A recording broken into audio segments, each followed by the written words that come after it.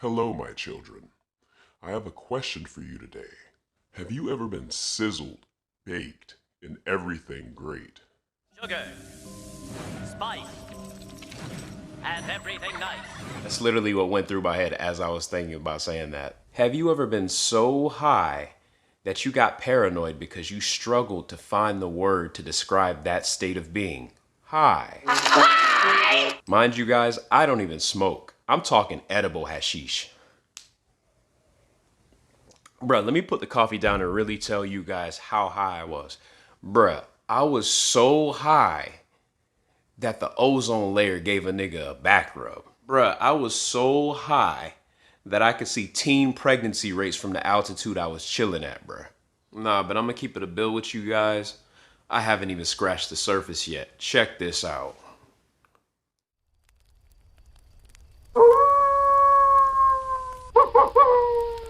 Pretty cool, huh? It's my animality. Who are you?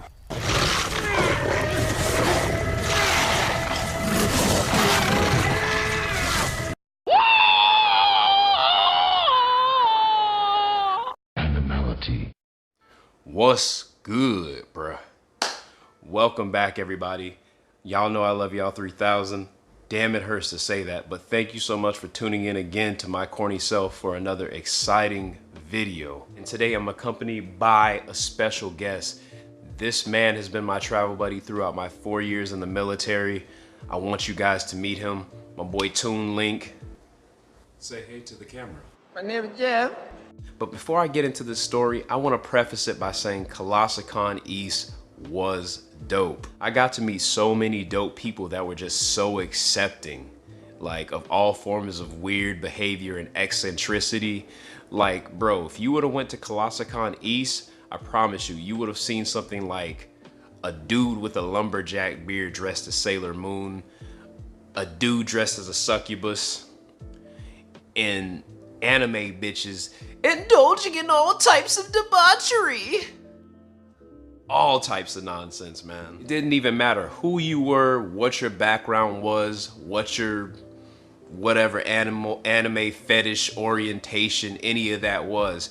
You were accepted into circles and the conversations were always legit. So my recommendation to you guys out there, go to an anime convention at least one time in your life. I promise you won't regret it. Anyways, enough with the chit chat. Let's get into the story. So this was a 3-day anime convention held at the Kalahari Resort in Poconos, Pennsylvania, and it was absolutely fantastic, very beautiful. I really liked the African safari aesthetic that they were going for in this resort. And no, I don't get affiliate commissions to say that. I just happen to like it, alright? So our story begins on the second night of the con at our second penthouse party. And guys, this was really crazy because on every individual floor, there was a penthouse and people were having their own respective penthouse parties.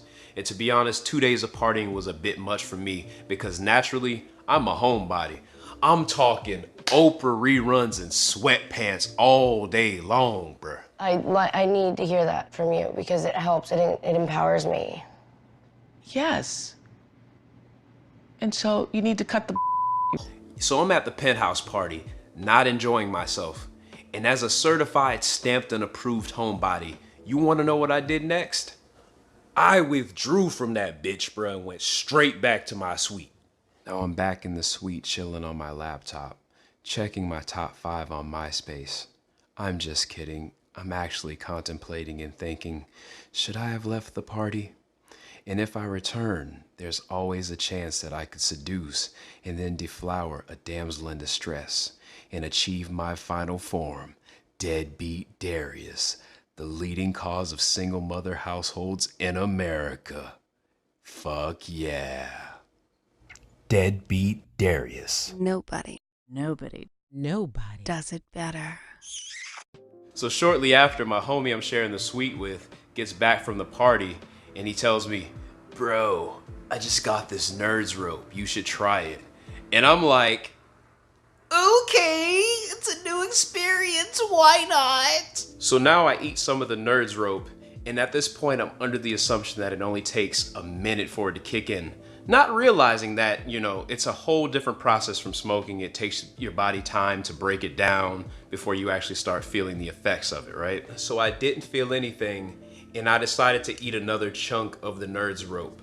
Big mistake on my part. I'll get to that in just a second. So after like 20 minutes of random conversation, my boy decides to leave because apparently there's this after party happening at an underground bar at the water park. So then I decided to knock out. 2 hours later.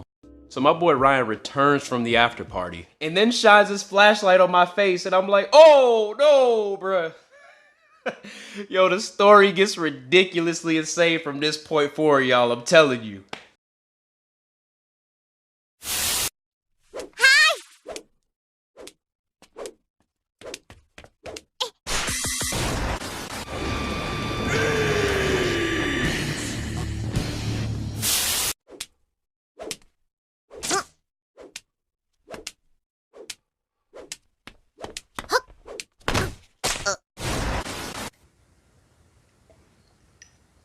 So this man shines the flashlight in my eye, and I'm like, what is you doing, bruh? And he says to me, I was just looking for my do-rag. In my face, bruh. I said to him, nigga, why you look like a fisherman on a boat with a lantern? Like your ass out at sea looking for lost survivors. Oh, beacon of despair looking ass nigga. I kid you not, I said those exact words and he was like, bro, what? Yo, and at that moment, I realized I was indeed geeked up off the nerd's rope. Yo, I felt like a bruh, it felt like I was trapped inside of a TV screen, giving a nigga task direction on how to live his life, while he was watching me watch him, but the nigga was me. Nani? And at that moment, I felt I could truly empathize with Yugi's grandpa. Yugi! Grandpa! Grandpa! Now I'm wide awake, I can't go back to sleep, and I realize that he has been drinking and he's had some nerves rope, which is why he was doing these shenanigans.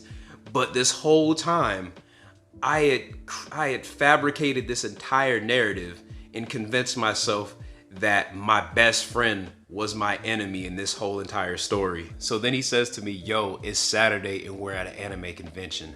Are you trying to watch Demon Slayer? And I'm like, Kimetsu No Yaiba? I bet. His tag just broke. I'm a little disappointed. Now we're watching Demon Slayer. Mind you, this was a filler episode. It was like when Tanjiro was undergoing recovery right after fighting the spider demon. And yo, this was the part that saved my life. So Shinobu was telling Tanjiro the backstory of how her sister was killed by a demon. And this is the flashback. I had to show you guys this because it was specifically this scene that made me realize I was bumbaclot blazed.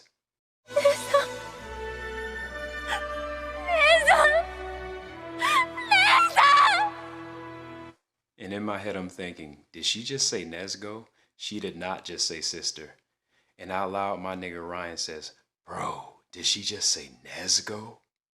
I was like, yo, you're actually on my team right now, my nigga Ryan, let's go. I'm high as hell right now, which is why I thought she said Nezuko instead of sister. So I know you have to be high off your bumbaclot tail to think the same thing, bruh. So all my conspiracy theories about Ryan up to this point have been ruled out.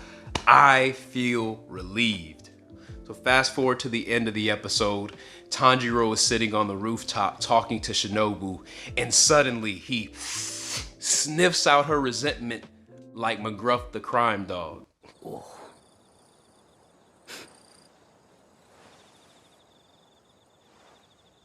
怒ってますか?